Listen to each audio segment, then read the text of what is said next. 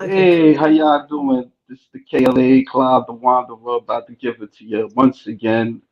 I got a special guest, a lovely guest. Her name is Mia Blair. She's Hello. a pro wellness champ, a PCA pro wellness champ. Yes, I am. Hi, guys. Right? She has the lovely smile on, and she's going to tell us how she got into fitness. Okay, so can I ask you something? I seen your Instagram page. You British and Norwegian? Nigerian. Oh, okay, okay. I didn't know that. I didn't. Oh yeah, cause I mean it makes sense because I know a lot of Nigerians. They're in the UK and stuff like that. Yeah, yeah. Yes. So Okay. my granddad full Nigerian, my mum half Nigerian, me quarter Nigerian. So yeah, just Wow. like to represent Okay. both, Yeah. They don't have Liberians there. They don't have a lot of what? Sorry, Liberians. Liberians. I can't say I know any Liberians. I'm not gonna lie. But I'm Okay. sure there are a few. I don't know any My personally. folks is from Liberia. That's why I asked. Oh, okay, okay, Yeah, I was born in the U.S. So nice. yeah, yeah. So how was it? How do came across you on Instagram and I seen your videos on how you became a pro wellness. Well, you was doing your fitness journey thing, and I wanted to ask like, how does it feel being a four-time British champion PCA wellness pro?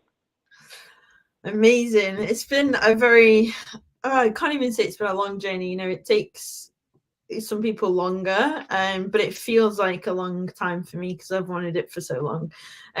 But I basically started the gym just because it was that, like Tammy Hembrow era and everybody wanted that look and I didn't have that look and I wanted it. So I just started going to the gym with the sole focus of just growing glutes. Like I literally just trained glutes 5 times a week relentlessly. And then when I felt like I'd attained a physique where I'm like, okay, I'm happy with how I look now, I was like, well, what do I do from here? Do I just maintain this forever? And that's when somebody told me about bodybuilding. So I had a look into it, but I had this like, fear of muscle like in my upper body. I always felt like, having muscle in your upper body made you look like manly and like my brain was completely warped compared to what it is now. Um, I used to look in the mirror and see these huge traps, which at the time were non-existent. I don't even have big traps now, but like it was just a crazy, like it just shows how much your like social circle and like the people around you can impact, your own self-image. But yeah, anyway, I got into bodybuilding. I wanted to compete in bikini. I wanted to go to the Olympia and be Miss Bikini Olympia. And it literally came all the way down to like me doing my first show. I got on stage with all these expectations of, winning. I thought I was going to win all my classes, the overall, win the sword. And I came dead last. Like I literally lost every single one. And they were like, you've got way too much muscle to compete in bikini. So I was like, okay then. I was crushed, literally spent the entire night crying my eyes out. But the very next day, I did another show and I competed in the wellness division and I won both my classes. And then I knew from then on, like, that was the division for me. And here we are 3 years down the line. And I've got my GBO Pro card, a PCA Pro card, and my next goal is IFBB Pro card. That is the next kind of big goal and something that I've wanted for as long as I can remember now. So, yeah, that's kind of been the journey. So I forgot the thought came in process. So so now it's like you had a long journey because I'm watching the videos and sometimes you don't feel good or you're throwing up or just to do prep and stuff like that and then I remember you missed a flight and then Yeah. There's a lot of stuff you was going through, you know. So I mean, like, what gives you that motivation to do what you do? Like, because everybody can't do it. So It's it's funny you mentioned the missed flight actually, because that show was, first of all, that show was a Denmark pro qualifier, and weird that we would be having this conversation right now because 2 years on, that is the next stop for me. So on Saturday this week I will be competing in the Danish pro qualifier. So hopefully I do actually make it to my flight this time. But in terms of like, why do I do it? It gives me a purpose. Like when you leave school, you really, you know, so you choose a career, you choose something, you decide what you want to be when you grow up, and then, you start that job and you just work. Now, I used to live for the weekends. Like all I wanted to do was just go out, and it was like, okay, what am I wearing this weekend, and where am I going, and who am I going there with? And it was just drink, drink, drink, drink, drink, party, party, party. And I just knew that that's not, what I wanted to do with my life. So like bodybuilding, it not only gives me like a sense of purpose every single day. Every single day I wake up and I know my intention for the day is to just be better than I was the day before. Whether that's in prep, whether that's off season, like I'm always working towards something, always trying to be better. And it's almost just become like a part of who I am. Like I don't know what I would do without bodybuilding at this point. Like, okay, even if you take the show day away from it, like that's probably my least favorite part. It gives me so much anxiety, to be honest. But yeah, just like, waking up with that sense of purpose every single day, like knowing exactly what I need to do, and then getting to the end of the day and knowing that I've ticked all of those boxes, it just gives you like a sense of fulfillment that I feel like you can't get from anything else. I suppose if you have a job that does fulfill you in that sense, then that's amazing. And I'm lucky enough that bodybuilding has given me a career that helps other people do the exact same thing. And so yeah, it's just given me a path, sent me down a path that I never kind of like foreseen, and I just couldn't be happier with how everything's gone, and yeah, how my life's turned out until this point. So I'm very grateful. yeah, I mean, it's a tough discipline. You know, not everybody can do it. You know, and just I mean, because but bodybuilders, they have like this stigma and stuff of taking steroids, and you look like a man and stuff like yada. You know the thing. Do you ever get those things like them stigmas people pass on to you? Or Yeah, 100%. Whenever I put a question box on social media, like the first thing that gets asked, especially if it's anonymous, it never gets put on the normal one. When it's an anonymous question, like, are you assisted? That's always like the first question. And I'm always super honest. Like, I am assisted. However, I you said don't. assistant, I am uh, assisted. assistant, Assisted. So do I oh, use, assistant. yeah, performance enhancing drugs, right? So Okay. obviously there is a stigma around whether like it being manly, but everybody's perception of femininity is going to be different. So like if you approach your average Joe on the street and he looks at a bikini girl, that is competition lean, absolutely shredded to the, well, as shredded as they need to be for bikini, he's probably going to look at her and think, oh, that's manly, because at the end of the day she's got more tissue than him, so he feels almost demasculinized. And that's Yeah. going to be his idea of like a lack of femininity. But then you go to an open bodybuilder and then ask him his opinion of a bikini girl's femininity, and he's going to say, oh, she looks very feminine, because that everyone's perception of it is different.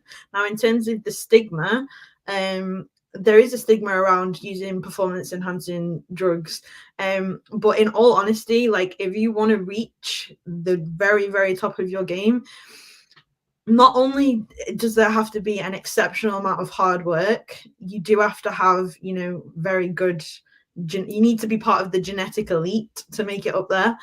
And at the end of the day, you're going to be very hard pressed to find somebody that is completely natural. So it doesn't have to be androgens, it doesn't have to be VAR, Anavar, it doesn't have to be Primo, it doesn't have to be, it doesn't have to be any androgens. It could be, fat burners. Like if you're using something that is enhancing your performance, whether, as innocent as you may think it is, you're using PEDs and you are assisted. So yeah, there is a stigma, and for good reason. People do need to be aware of virilization and the risk to reward ratio when you do go down that path. And there's no safe way to be an assisted athlete when we're talking about androgens. There really isn't. But there's definitely a way, if you are going to use them, to be as safe as possible to avoid, having those traits, going through that process of losing your femininity and looking more masculine. And unfortunately, when you get to the top ranks, the higher up the divisions you go, like figure, then physique, women's bodybuilding, you're gonna, in theory, need to use more assistance, and therefore the risk becomes higher and the chance of virilization becomes higher, and you may start to develop those masculine traits. For my division and for bikini, and to be honest, for figure as well, femininity is of the utmost importance. So like the girls that are at the very top of their game, although they may be assisted, they may be using androgens and PEDs in general, they will not have, the thickening of the jawline, the deepening of the voice, the unwanted body hair, like all of them things that come with virilization, because they literally, if they do experience that, they will not do well within their division in this sport. So yeah, it's at the athlete's discretion, but I do understand why there is such a stigma around it, and why a lot of people are against it, because if you do experience virilization, it's almost like going through the process of when a boy goes through, a young boy goes through puberty. That's essentially what happens to a female when you take PEDs and you abuse them, or you use too many. Yeah, so I do understand the stigma. Yeah, I mean, it could be healthy, bodybuilding. I notice it can be healthy but dangerous. And a lot of bodybuilders, you always hearing it that they always pass away, and you don't know what's the specific reason for why they passed away. So, and Yeah. it's not really like a popular sport like that, like it's not like, before, like years ago, like I don't know how old you are, but I'm like, 47, and like maybe like 30 years back, they it used to be on TV, and they have like newspapers, they would have like magazines in the newspaper stands and stuff. Yeah, that's how I used to. I pick up the Flex magazine or Women's Physique World magazine. I look at it and read about you women and stuff, like how you got into bodybuilding and the competitions that you competing in and stuff. So I kind of fell in love with you guys a bit. And I used to work out too, also. Not at your level, but I just try to be a bodybuilder, but I didn't really was educated enough to know how to achieve that. So, I always had like this admiration for you women. So Yeah, do you know what? I don't think it's like bodybuilding that's become less popular. And I know obviously the likes of Flex, I think magazines in general, newspapers in general, are just have died out slowly over time. And I think that just yeah, applies to, life in general. However, if anything, bodybuilding is becoming more and more popular because of social media. Now, the downside of that is people see the show day, they see the glitz, they see the glamour, they see the shiny bikinis and the makeup and the hair and the tan and the amazing physiques, and they think, oh my god, I want to do that. But if you're wanting to do that for Instagram, so that for that, one day of 365 days in a year, for that 5 minutes on stage, you're going to literally do that one prep, you're going to get on stage that one time, and you're not going to do it again, because like that is like the tiniest piece of the puzzle. That is literally the icing on top of the cake. If that is your whole purpose for bodybuilding, you will never have longevity in the sport. You need to love the struggle. You need to love the fact that some days you can't even, you don't need to love it, but some days you can't even sleep because you're that hungry. You'll wake up, you've got no energy, your mood is low, you're up and down, like you miss out on social occasions, events with friends and family, and if you're fortunate enough, which I am, you have people around you that understand what you're doing and support you. And there's also, in a lot of situations, you have to decide whether, okay, are the people around me gonna understand, and what do I value more? Do I value staying in this social circle or around this group of people, or do I value my progression and doing well in the sport? Because I'll be honest, like I love my old friends that I used to go out partying with every single weekend. They're amazing girls, but there is not a chance that I was going to be able to maintain that connection and go down the path that I've gone down, because we're just not like on. It sounds weird to say on the same level, Now but on the same page. yeah, we're just You're not in on a the same. different world. Yeah, Yeah. so at first, when you first start bodybuilding, I do think it can be a very lonely sport, a very isolating sport. But then what you find is a lot of other people who have also gone through that lonely period, and then you meet a whole new circle of people who are like-minded, who have the same goals and the same kind of I mean, you have to be a little bit crazy to want to bodybuild, to be honest, because it is very much monotonous, same thing every day, eat the same thing, same amount of steps, cardio, everything is so regimented, so robotic, and it takes a certain type of person to do that. So yeah, you have that lonely period, but then you find the other people that have been through that, come out the other side, and you connect to them people, and you have a whole new friendship group, and the growth that you get from being around people like that is crazy, like mentally and physically. So yeah. Okay. Yeah. So so walk me a little bit. So you started in bikini and then but how did you became a bodybuilder? Like you just was curious, you wanted to work on your glutes, you said, and Yeah, so I had what I would call a pancake arse, to be honest. It's just flat as an oh, iron board. So I was like, I'm gonna, I just kind of did a load of research, on, tried different exercises, different techniques. Then I did a PT course. Then I started. So I started working at a gym. They sent me on a course which was like a training day course, and it was only after that day that I realized like I hadn't been training properly at all, and from then my physique like really blew up, because I thought I was training hard, but what somebody's idea of training hard, and then when someone actually takes you through a session and shows you what training to failure truly is, it's a different ball game. So like once I'd kind of like cracked that and then realized, okay, you've actually been training like a wimp this whole time, I started to see massive changes. Now at that point I still wasn't training upper body, but it was shortly after that, at one of those seminars, that I met my first bodybuilding coach, and I was just chatting to him and I was like, oh, I want to get into bodybuilding but not sure how to go about it. And then he basically guided me from there. I was with him for 2.5 years, but it was also during the time of lockdown. Now during lockdown I had nothing else to do other than train in, like, I was living with my parents at the time, so I was just training in the gym there, and just I literally was, couldn't go to work, so I just was either cycling, running, lifting weights, just non-stop activity all day every day. And because of that I accidentally outgrew bikini, but I was determined that I was going to be compete in bikini because I didn't feel big enough for wellness.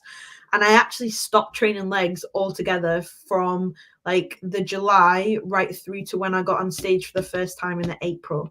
But pre-lockdown, I did my first prep and I was 3 weeks out for my first ever show when lockdown happened and they cancelled all shows, and I was literally heartbroken. But then after that I was like, right, I'm gonna I put on too much muscle. I was like, right, I'm gonna stop training legs. So missed out on all of that time training legs, only to get to show day, come last place, and be told I'm too big for bikini, and I had to move to wellness anyway. So I wasted, like 8, 9, 10 months of growth to try and fit a division that I was in for 5 minutes. So that was frustrating. But wellness, I honestly think with bodybuilding, you don't choose the division, like the division chooses you. Like your actual structure, your genetics will dictate where you go and how far you can actually progress. Because through all the hard work in the world, if your genetic structure, if your actual like bone structure isn't, a certain way, for example, if you naturally have a big blocky waist, you will never get to the top in bodybuilding. It doesn't matter what division you're in, whether that's male or female, because there gets to a point where, when everybody's working hard at the same rate, the genetics take over. And it's only the minority of people that get to the very top of their game. So yeah. Well, you got some show some pictures. Yeah, Yeah, that was that's me and my client. yeah. So There was times I was trying to like differentiate figure and wellness and stuff because they seem a bit similar, but I kind of like understand, wellness, their legs are big, and but on top it's not that big, and figure it's leanness, and mass, a little bit muscular and stuff. So yeah, I'm still so learning. so with bikini and wellness are very much so. For example, Jodie there, so Jodie is bikini and I am wellness. Now bikini and wellness are very similar in the upper body, potentially like a little bit more upper body tissue for the wellness division, but only a small amount. Whereas it's actually the only category wellness in the whole of bodybuilding across the female and the male divisions where you have to be disproportionate. So your lower body is disproportionately bigger than your upper body. Whereas across every other division, you need to be balanced top to bottom. Balance, symmetry, proportions all need to be, on point. Now, in terms of condition, bikini and wellness, again, very comparable.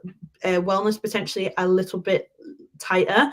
So whereas bikini, you want tie-ins, but you don't want fully etched in tie-ins, whereas with wellness you want fully etched in tie-ins. And so that's the where your insertion point is, where your glute meets your hamstring. So that point there, that wants to be like fully etched in. Now with figure, it's less muscle in the lower body, but the upper and lower needs to be obviously balanced and more condition. And then it goes basically up in muscularity and up in condition again as you go through physique. There's the fitness division, women's bodybuilding, so on and so forth. But yeah, wellness is the only division where you actually need to be disproportionate upper and lower. Unfortunately, wellness is also one of the newest divisions, so it's only been in the Olympia twice so far. So this will be the third year, and at lower level shows, a lot of people will enter the wellness division out of shape, like it's almost a misconception or just a little bit of almost laziness. If you've missed the mark and you're a bikini girl and you're carrying too much body fat, just enter wellness. But that's not what it is. Like, you need to have significantly more tissue for the wellness division than you do for the bikini division. And I'll be honest, I've missed the mark for the past 2 years. Even though I've got, the accolades that I have and I've achieved what I have, I've still not been the best version of myself. I still could have been leaner. And that's basically what I've been working on since my last show, and hopefully So the feedback that I got from the British finals was that my conditioning just needs to be a little bit tighter in the lower half. My issue is that my glutes are more developed than my quads and hamstrings. So you can already see striations through my glutes. So you can see the muscle fibers like running through my glutes as I move. The problem is, to get the lines that they want in my quads and hamstrings, I'm obviously going to have to drop body fat. But in doing so, my glutes are then potentially going to be a little bit too lean. So because we can't spot reduce body fat, it's quite difficult for me to like get it do exactly what they want. But I'm doing my very best to, you know, fit the criteria, make the improvements that they want, and that's all you can do. Just, you know, they say, you know, you've done this and this right, we want you to improve this and this, and then the next time you're in front of that judging panel, they want to see that you've actually implemented the feedback that they've given you and you've made the necessary improvements. So hopefully that's what I can do this weekend in Denmark, but who knows. Okay. You know, this coming November, they're gonna have the Olympia and stuff. Um, Yes. you have anybody? You know who's gonna win, or you, Oh, yeah. Franciele Matos has won it she won the first one, she won the second one. When she won her pro card, she did the Arnold's amateur, and then she won the first ever Arnold's. Like, she's just the epitome of wellness. And that's another thing, like Tyler Mannion. So the IFBB Pro League. So he's, I believe, the president or the vice president of the IFBB Pro League, and he's come out and said that, you know, girls are getting too big. Like, everyone's trying to just be as big as they possibly can on their lower body, and that's not the criteria. So whoever wins the Olympia in any division, they set the standard for the year. So, you know, whoever wins bikini, wellness, figure, physique, classic bodybuilding, open bodybuilding, that is the standard. That is what then everybody else should be aiming to get as close as they can to.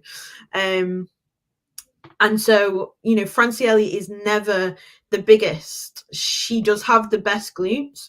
I would say not even necessarily the biggest glutes, but in terms of like structurally. And again, that's when it comes down to genetics. Like, everybody, when you diet down, you can put on as much mass as you want, but your tissue is going to be added the way you're genetically built and structured, and there's no kind of like getting around that. So yeah, you can't like kind of outwork your own genetics, and you can only do so much. But she had the best conditioning, but he also said that she was right on the cusp of being too conditioned. So yeah, they want to see, you know, they want to see definition, they want to see slight separation, but they don't want to see like striations and, you know, like tons of detail through the hamstrings, etc. But yeah, whoever wins the Olympia in every division, that sets the standard for the following season going forward. yeah, I've been like kind of focusing on bodybuilding division mostly with Andrea Shaw and Angela Yao and stuff like that. And I usually kind of participate with another gentleman. His name is all the way George Page, and he'll talk about like who's gonna who's gonna take the title. He mostly knows that Andrea is gonna win and stuff. So yeah, because because a lot of us we're starting to know about wellness and stuff because we mostly pay attention to bodybuilding. So forgive me if I don't know on certain things about this division because No, I mean it's a lot of you guys and stuff. So I'm just trying to get the names of it and so. yeah, I think it's natural for like guys to be more interested in the male divisions and for females to be more interested in the female divisions. But I do think wellness is one of those divisions that it's a bit of a crowd favorite. Like, it's one that everybody wants to see. Everybody wants to, see who wins and who does well. And I think it's just, I hate to say it's a sexualized division because it really shouldn't be, and that's not what bodybuilding is about. But because of the aspect of like, you gotta have the big glutes and the big legs and the Brazilian look, it just tends to Yeah. be something that people are interested in, no matter whether you're female or male. Like, I think most bikini girls would probably love to do wellness, but it just goes back to that same thing of like, you are built for the division, and it's very hard to like kind of outwork your genetic capability or genetic structure, etc. And I feel like that's why wellness was created. So I don't think, you know, the reason why the Brazilians do so well is because, you know, like I honestly think genetically, being lower body dominant, it would be exceptionally difficult to compete in bikini and be successful. And no matter how much you diet down, if you train well and you eat well, you're naturally going to grow. And if you have a genetic predisposition to hold more mass on your lower body, straight away you're limited in where you could compete. And I think that's why wellness came about in the first place. But it's becoming, you know, more and more popular, and more competitive, which is great to see for me, because it's going to a show and winning because no one else is there is not an enjoyable experience. But, you know, getting up there against girls who all look good and like fighting for the title, that's what you're there for. Like, you don't prep for all them weeks, diet hard, go through them, you know, struggles just to be given something. Like, you want to earn it, you want to work for it. So I'm glad that wellness is becoming, you know, more and more popular as the seasons go on. Yeah, I mean, I like the big legs and stuff like that. And, you know, I don't got a problem with that. I just, you know, just trying to know who's competing and stuff like that. I know one wellness competitor. Her name is Lily Dong, and she's Chinese and stuff. So, you know, I know yeah, it's a lot of Brazilian, you know, a lot of Brazilian competitors. I didn't realize it started in Brazil. Excuse me. You know, I'm just kind of trying to understand it more. So Yeah, so I'm not even, that's not like 100% factual. I'm not saying that the wellness division started in Brazil, but that yeah, you know the term like Brazilian butt lift. It's because like Brazilians are like known for their like larger glutes naturally, and yeah. so whenever anyone gets BBL, like that's, you know, that's tends to be like the look that they're going for, like historically. um but yeah, it's definitely a growing division, and I've just absolutely loved my journey so far. I'm just gonna see what happens this weekend. If I can get my IFBB pro card, amazing. If not, I've got two more opportunities, but I'm trying to not even think that far ahead. Like, if you like allow yourself, and this is taking advice from my friend that I spoke to the other day, if you allow yourself to have a plan B and have a plan C, like, you may not attack it in the same way, or in fact you almost certainly don't. Like, every single show you go to, and I'm going to apply this going forward, it needs to be like, this is my one and only opportunity, whether it is or isn't. That's the mindset that you need to go in with. Otherwise, you know, there'll always be something like, oh well, you know, if I don't do this, I can just do this, and it almost takes your foot off the gas a little bit. So for me, going into this show, I'm treating it as like a life or death experience. I need to be the best that I possibly can be, with the level of muscularity that I've got, with the level of condition I've got, with the posing, everything. Like, I'm just going to do my absolute very best for what I can do at this moment in time, and just hope that it's enough. And if not, then we'll reassess and you know, see what happens from there, I guess. Correct me if I'm wrong. You said you'll eventually move on to bodybuilding, Bodybuilding. the No, bodybuilder division. no. So I'll stay in wellness. So I've still not Oh, reached okay, the level of muscularity. Like, I okay. can still be denser on my lower half. I need more quad and need more hamstring. A bit more glute never hurts anybody. But no, I won't ever move into another division, because like genetically, like, this is the division that I'm like most suited to. You know, if you have, like, say for example, really wide shoulders and like a smaller waist, like, you're probably like perfect for figure. If you're quite balanced top and bottom and you're like got a smaller frame, you're probably perfect for bikini. if you naturally carry more mass in your lower body, you're probably perfect for wellness. And then figure is one of them where it makes sense to progress into, physique Yeah. if your physique continues to develop, and then women's bodybuilding.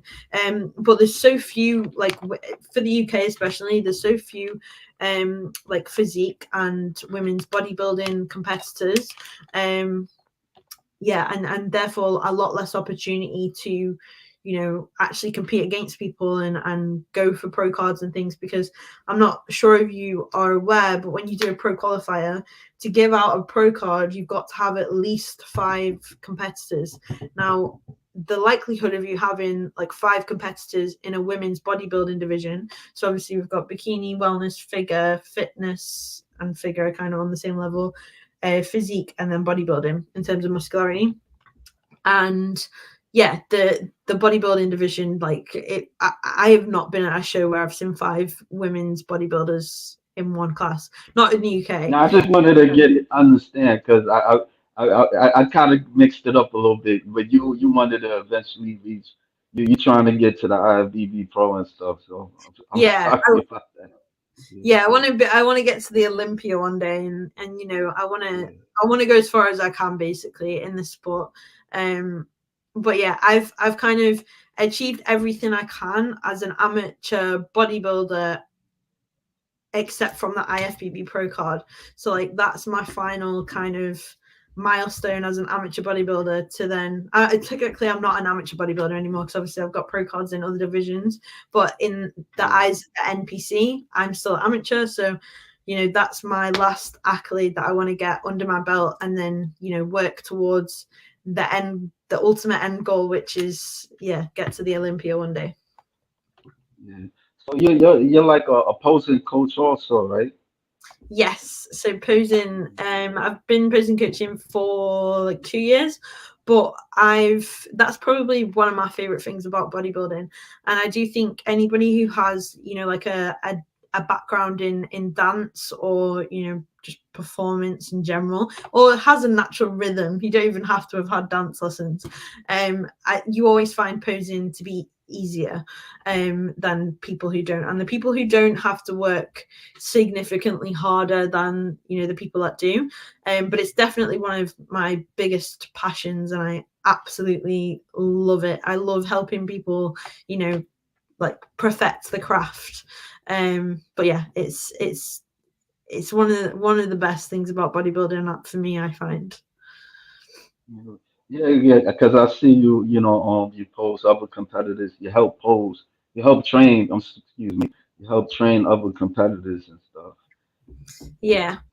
How was that? Like, do they get it? Do they get like the posing, like, packed, you know?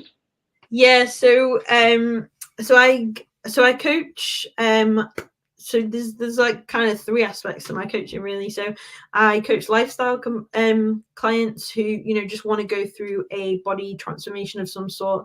I coach competitors, from complete first timers up until experienced athletes, and then obviously the posing side of things. So I have clients that do, like, obviously are with me for prep and posing, and I have clients that are prepped by other coaches but come to me for posing separately.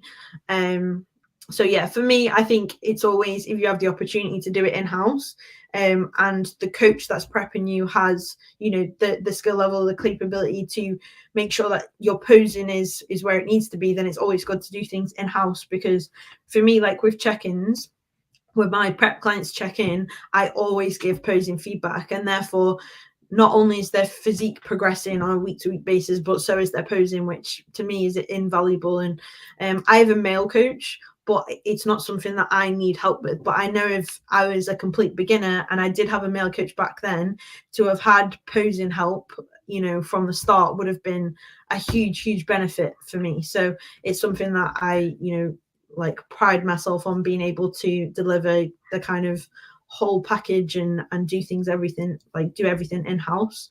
I think it's super helpful. So yeah.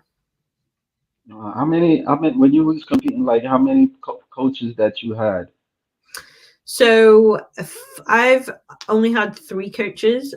So I had one for 2.5 years, which took me through like from deciding to compete right up until the end of my, or near the end of my first season. And then I was with a different coach for the end of my first season up until like the middle of last year. And then I've been with my present coach, Josh McHale, from the beginning of this year. So he has honestly been amazing. I think every coach has their own individual qualities, and sometimes when a coach and a client don't like gel well, it's nothing to do with the athlete, it's nothing to do with the coach. It's just like some people have different coaching styles, some athletes have different needs, and both need to, you need to be able to meet in the middle to be successful. And I feel like I've found the coach for me in that sense. But both my previous coaches are very good at what they do, and I'm very grateful for them. But yeah, the coach that I've got now is I've found, somebody that works just perfectly for me for everything that I need. The progress that I've made since starting with him has been like crazy. So I couldn't be happier in that sense. Yeah. Well, I got like a clip of you working out with him.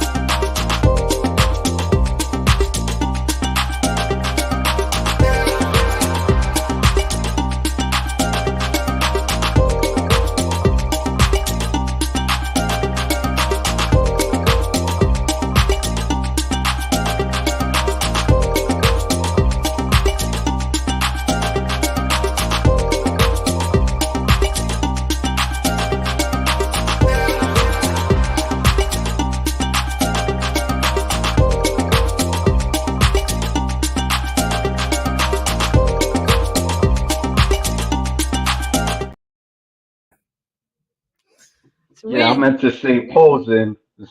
I meant to say posing, not working out, but yeah. yeah. Um, yeah, like yeah, that takes a lot of discipline, bodybuilding, it's like I was saying earlier, like it's not like a sport like, people talk about around you and stuff. Like it's more like you said, like it's more active like in social media and stuff. Because like just even like talking with people about it, like, like people like look at you kind of strange. You like women like that, or so. But then when I went to first went to social media, yeah, I see all these like people have like certain chats about bodybuilding and discussions and stuff like that. So yeah, Yeah, it's definitely something that's growing. It's a rapidly growing sport, and it is largely down to social media for sure. But the people that are in it for the social media will very quickly fizzle out of it, because you know the amount that you have to dedicate yourself and the amount that you have to sacrifice and the lifestyle that you yeah, have to live, you can't live that for just that one day a year, or maybe if you do 5 shows 5 days a year, like it's just not worth it. And you have to enjoy, you know your purpose has to be the fact that you want to be striving to be better and working towards something. And you have to just embrace the fact that nothing comes easy in life. So that achieving a physique that's worthy of winning a show, winning a pro card, it takes a lot of time, a lot of dedication, and doing a lot of things that you just don't want to do sometimes. So yeah, it teaches you discipline, and it just makes you, in my opinion, a more well-rounded person. And you become so appreciative of the little things in life that, like, just being able to like go to see my grandma on a Sunday and have a roast dinner, or like go to my nan's and have a cup of tea and a donut, like just little things that you just take for granted. But like when they're taken away, or just like sitting watching TV and just anything, and just having a snack or whatever, just like those little things, or being able to go and see my friends and go for a meal, and you have to sit at the table and everyone else is eating their pizza and you're sat with a glass of Diet Coke. It's just, you do start to like really look into things like a little bit deeper and have a deeper appreciation of things that you wouldn't have otherwise. So it's taught me that as well, which is good. Well, Diet Coke, something this times I drink Diet Coke. That ain't too bad. It is, but I see your point because it's like certain, foods you gotta be cautious of. You try. I know you kind of fall back. You don't eat like you don't take like too much sugar in you, right? You don't like. I just stick to exactly what's on my meal plan. Like there is no like being in off season is a little bit different. You have more freedom. Um but to be honest, in off season, like you're just, you don't even want to eat. Like you're so full because you're having to put in a lot of food to fuel obviously your sessions, trying to put on as much tissue as you possibly can so that you're improved to the following year when you get on stage, or the following time you get on stage. But yeah, it's in terms of like when I say going for a meal and just having a Diet Coke, that would be literally because, for right now, I have 4 meals a day. But two are the same, the other two are the same. And I could not go to a restaurant and just like go, okay, well, I've got steak on my plan, so I'll just go to the restaurant and order steak, because I don't know how much oil they're cooking in it. I don't know, like I could take a weighing scales and do it that way, but then I've still got the oil issue. Like there's too many variables at play, and as obsessive as that sounds, that's what you need to do on a contest prep to make sure that you know you're gonna get to where you need to be. If you've got all of these variables at play, when your coach makes changes, they're not going to be accurate. They're not going to have the impacts that the coach thinks they're going to have, because you've done X, Y, and Z differently throughout the week that they're unaware of. So no, I eat everything and prepare everything at home. And if I'm out and about, I'll take it with me. But when it comes to a restaurant, I'll just either eat before or after, and I'll just literally have, Coke Zero, Diet Coke, Diet Pepsi, whatever. And then I'm still socializing with my friends, like seeing them, spending time with them. But I just can't partake in the way that I normally would, which is obviously one of the sacrifices of being on a prep. But those little sacrifices are for me nothing. Like I could quite easily sit and watch everybody eat loads of pizza and know that when I wake up the next day, I'm going to look better than I did the day before. And that's what it's all about. You have a boyfriend though that he's a bodybuilder too, right? Yeah, So so that makes it really easy, because we're just live the same lifestyle. Like he's not prepping now, but he starts prep next March. So we're gonna have, when I finish prep in, a week or two, we're gonna have between now and March to like enjoy life together a little bit before then. Obviously, he becomes more regiment, more strict. No meals out, or just the normal again things that you take for granted. So we'll make the most of that time that we've got together. And enjoy it while we can, and then obviously we'll be focusing on him dieting and getting his IFBB Pro card, which is what he's going for next year.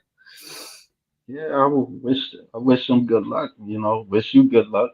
How Thank you. many like how would you say that how do you stay healthy physically and mentally? I don't know if I covered if you said that or because it's a Um, lot. so if the way I was before I started bodybuilding, I can't. Mm, Bodybuilding generally isn't a healthy sport to do. It's really not. Like your body doesn't want to go down to those body fat levels, and that's why it's so mentally challenging, because everything in your being is fighting against you. It doesn't want to do that. You have to be so mentally disciplined to force yourself into that state. However, the lifestyle that I was living pre bodybuilding was way less healthy than what I'm doing now. So I can't even say that this has been an unhealthy path for me to go down, because before I was mm. just eating loads of crappy food, drinking all the time, and just not taking care of myself in any way. Now you know, I'm so health conscious with my supplements and with, you know, the food that I eat, and I'm consistent, and I'm like, my cardiovascular health is good. Like, I'm just everything is so much better. Now the mental side of things.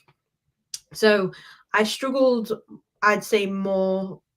So I was always like I was a little bit muscular, like a literally a little bit, but because my friends around me were like, you know, just like kind of thin, and you know, Mm. at that point, that's what everybody wanted to be. But I did that much sport in school that I physically, like, I was like at 15 walking around with a six pack. So naturally I had like a little bit of definition to my shoulders and stuff. I used to sprint.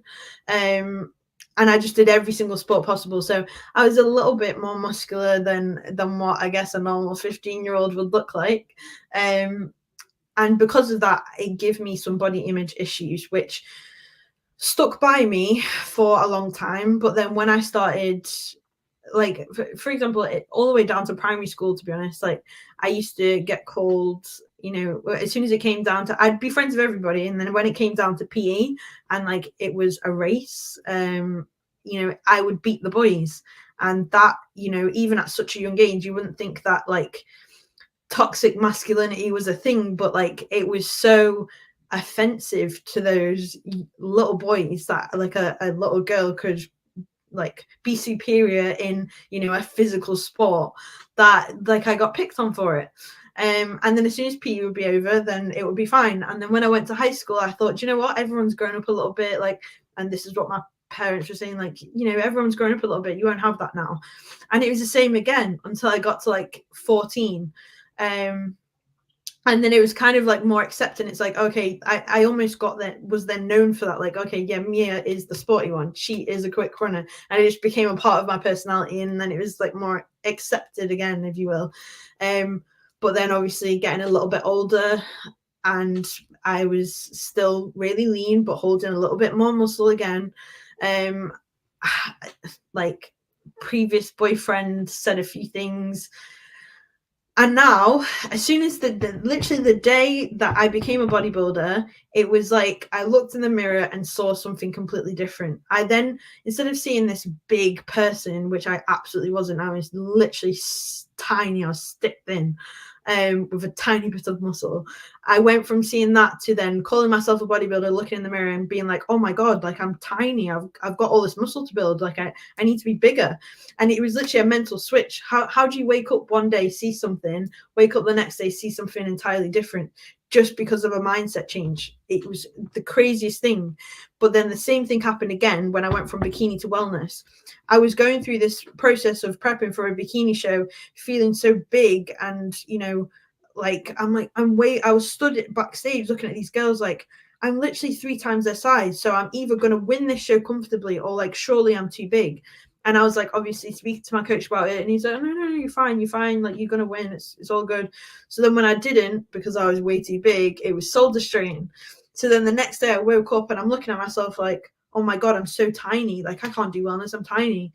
So it was just such like the mental aspect has been a roller coaster of emotions for me. But I finally, like, at the age of like nearly 26, got to a point where I'm like, I'm so comfortable and happy with where I am with my physique, and I'm just excited now to make it better, to suit the wellness criteria in the best way that, you know, I possibly can.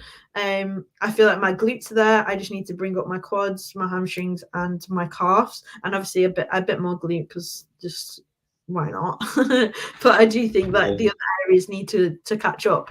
But yeah, the mental aspect has been an emotional roller coaster for me, to say the least. It's been crazy. But yeah, I think having a partner that is a bodybuilder massively helps, because when you get stage lean, when I've got veins in my chest and coming down my arms and in my legs, you know, to a normal guy, that's like, for example, my previous boyfriend, that like kind of grossed him out a little bit, which makes me feel insecure when, like, I can't afford that. Like, I need to be waking up every day and be excited that I look better, that I look leaner, that I am more vascular, and all of those things. So having someone now that is understands that, accepts that, and then is just as excited as me when I wake up and I am leaner and I am looking more muscular, and it's much better thing. And I think a lot of people that are getting into bodybuilding as a female that don't have a boyfriend that bodybuilds and that has never seen that is something that they need to kind of like emotionally prepare themselves for, because it's definitely, it takes a special individual to find that like normal and, to be honest, still attractive when you're not used to it, if that makes sense. So yeah. Yeah, like I was saying before, like, like the average person, they're not gonna really care too much about it. Like, if anything, with us guys, we gonna be a bit intimidated if if a woman or a girl could run faster than us, because it's like we're used to like competing against each other. And so when you guys come in the mix, it gets complicated because, society, they tell us this, that, you have to respect women, and you gotta, not to say that you guys don't least have respect, that we have least respect for you guys, but, it's just a certain criteria of how to treat women. It can't, certain way you gotta speak to them, and, so we gonna look at you different, and almost like, don't get offended, but the weaker sex, if I could say, No, like, cause that's always installed, like, you're not supposed to hit girls, or, so that's gonna be normal.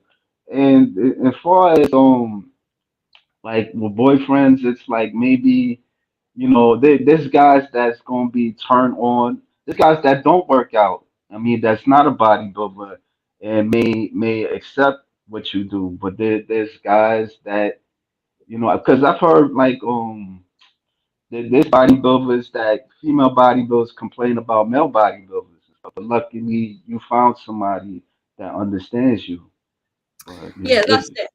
I think to be perfectly honest, when you're in a relationship and one person decides to become a bodybuilder, the only way that that's gonna cause a rift in the relationship is because it's the other person's own insecurity. Like, they feel like, in my opinion, they're almost being left behind. That other person is waking up every day again for the same reason I do, with purpose, working towards something, improving themselves, while that other person is almost feels like they're at a standstill, and their significant other is making all this progress, and they almost feel like it's they're becoming above them, or so that person bettering themselves is making that person feel bad about themselves. But that's not the competitor's issue. That's their partner's issue, and that's their own issue that they need to deal with themselves. And if anybody is going through that, like I went through it, you really need to just move on, because it that your significant other is there to support you no matter what. And if your significant other's success is making you feel inferior, then like that's not support, and you've got your own insecurity issues that you need to address. But it definitely shouldn't be put onto the other person, because it's just completely unfair. And it caused me to struggle through the end of my prep, the first year, well, the midway through my prep, actually, because that's the partner that I'm referring to. I was pumping up backstage, and he's like getting his back up because people are looking at me. Well, we're at a bodybuilding show. It's a physique competition. I'm in a bikini and I'm being judged. That is the whole point. Like, people are going to look. They want to look at what physiques are getting on the stage. That is literally the whole point of what we're doing. But he was like getting really like defensive, and like you know, that is so toxic. You just don't need that in your life. And I hope that anybody who listens to this kind of like takes that on board as well, because it's, yeah, if you want to progress in this sport, you need the people around you to be fully on board with it. And anybody who's not, if you do actually care about the sport, like, cut those people out of your life. Um Yeah, they will just hold you back otherwise. Yeah, it's understandable. I mean, it builds like a team. You know, it's not like the average sport like football or basketball, but you do have like a circle of a support group type thing. So, and Yeah, we 100. got one comment. Hello, guys. Hey, how y'all doing? How you doing? Hello. Yeah. Yeah, I mean, you know, like so, like with the upper body. So the upper body, you is that like your best part of your body besides your glutes? My upper body. So, so my upper body is one that I always get complimented on. Like everyone, like in the gym, it's just like, oh my god, your shoulders are sick, oh your back's sick. But it's actually like the one part of my body that, like, well, my back never gets judged because I keep my hair on my back when I compete, Right. because that's just part of the criteria. Um, However, my shoulders, I've actually in the last set of feedback that I got, I was told that I need to downsize my shoulders a little bit. But the problem is, like, genetically, I've like trying to lose muscle is very difficult. Like my body just doesn't want to do it, unfortunately. So I've been trying to downsize my shoulders really for like 2 years. I don't pump them up backstage or anything. They just want to stick around for whatever reason. So, I mean, it's a great kind of it's great in a way, but yeah, it's hard because I am trying to downsize. So what we've had to do now is just remove all upper body training, full stop. And to be honest, like it's been I think 2.5 weeks now since I last trained upper body, and it looks exactly the same. Like you would think being on zero carb, which I am right now, that it would have got a little bit, flat at least, and then looked visually smaller, but it doesn't. So yeah, it's something that I'm gonna have to obviously address in off season. Like the one session that I was doing of upper body a week, I'm just gonna have to take that out and let my upper tissue just atrophy a little bit and just get rid of some of it and hope that next time around when I prep it is a little bit smaller and therefore it more in line with the criteria for what they want to see from me. So yeah. Okay. Well, best of luck. I mean, like, do you see yourself like compete in the long run? Like, I would say Yes. like 5 years or even 10 years or something.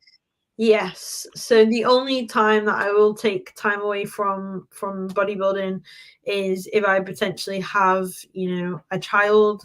Um that's not in my near future plan.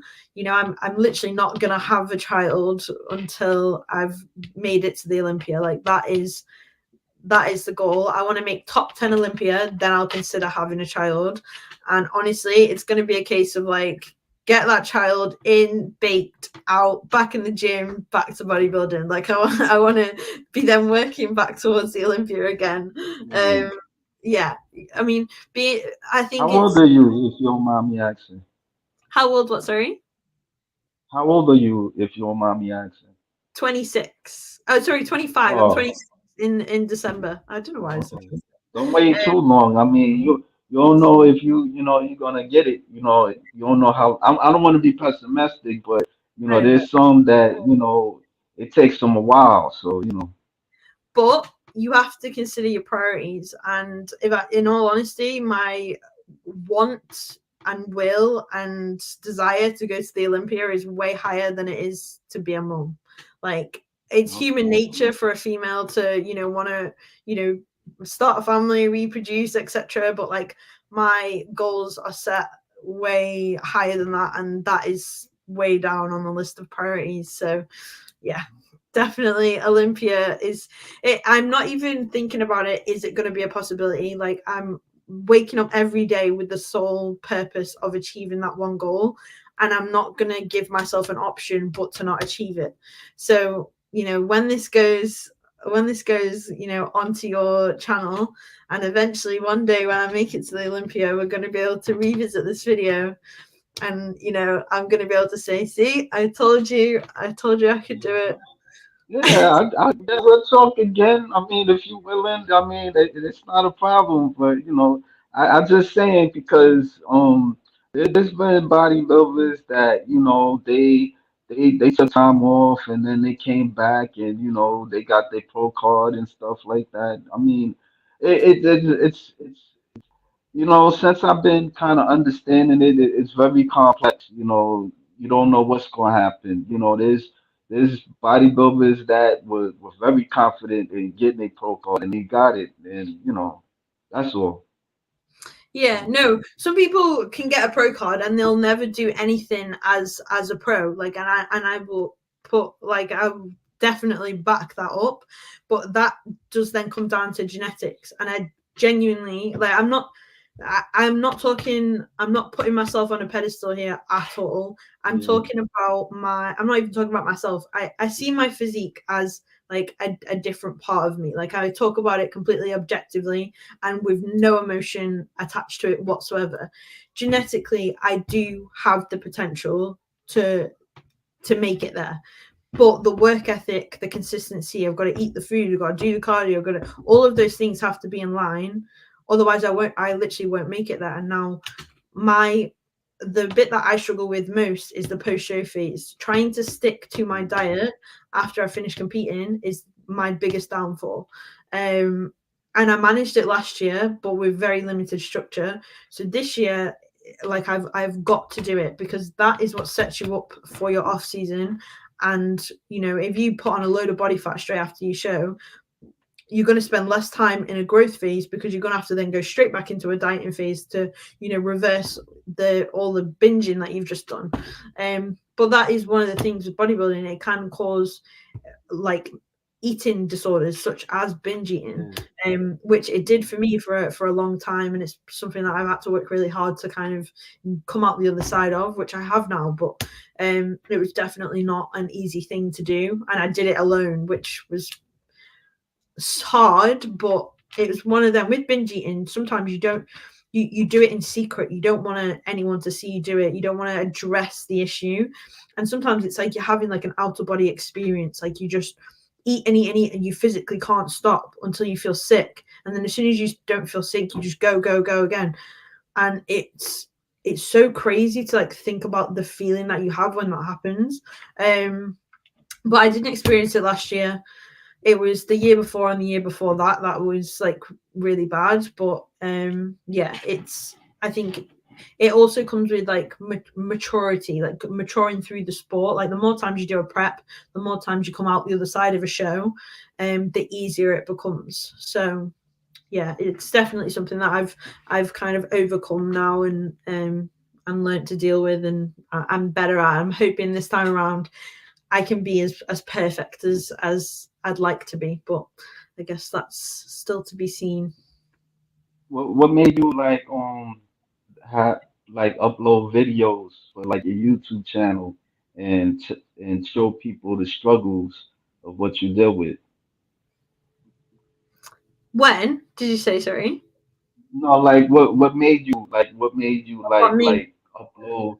Because it's because I would say your videos is a bit like a documentary type of thing, like it's educational and stuff.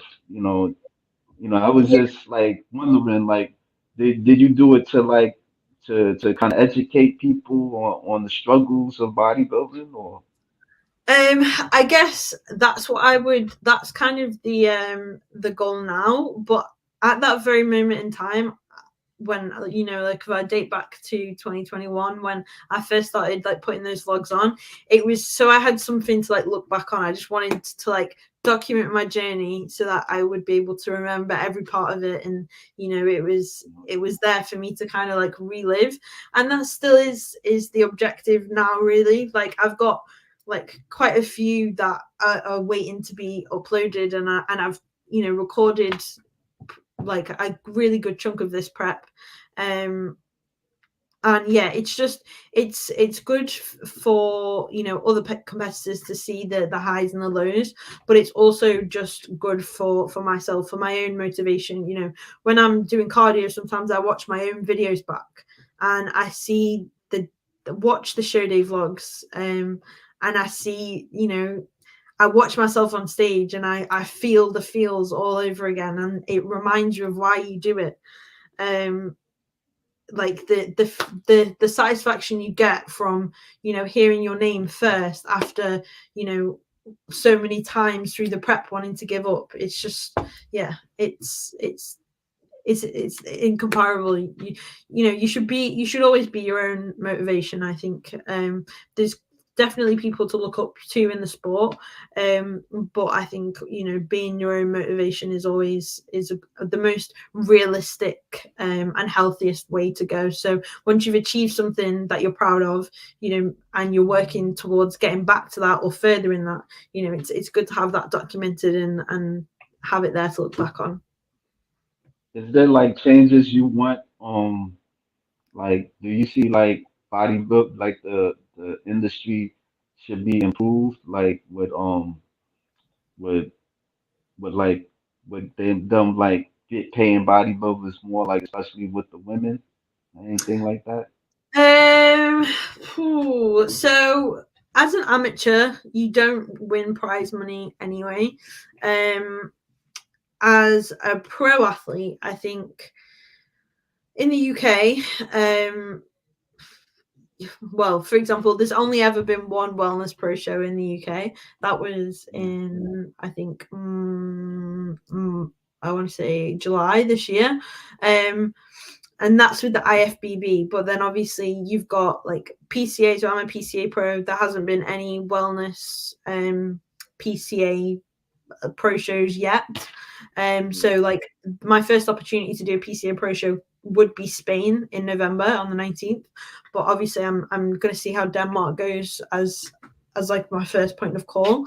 And then with GBO, you might have saw from my Instagram that I won, you know, the £750 for winning my class there. But even that show is literally once a year, the European Championships.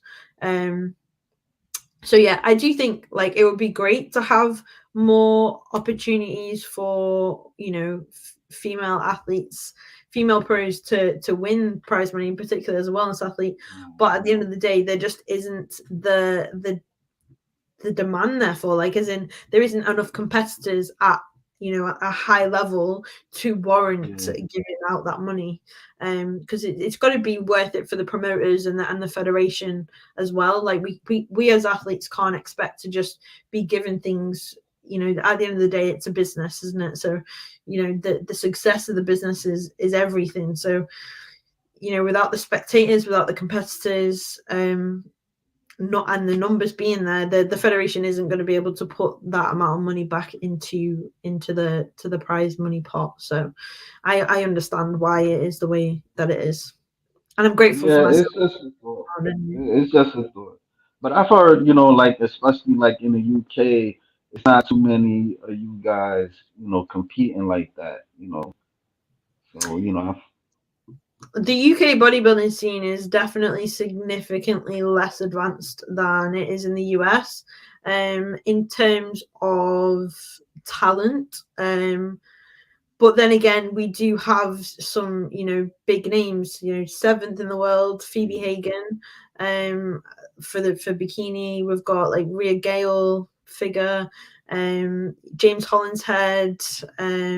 You know, there's a load of big names that have come from.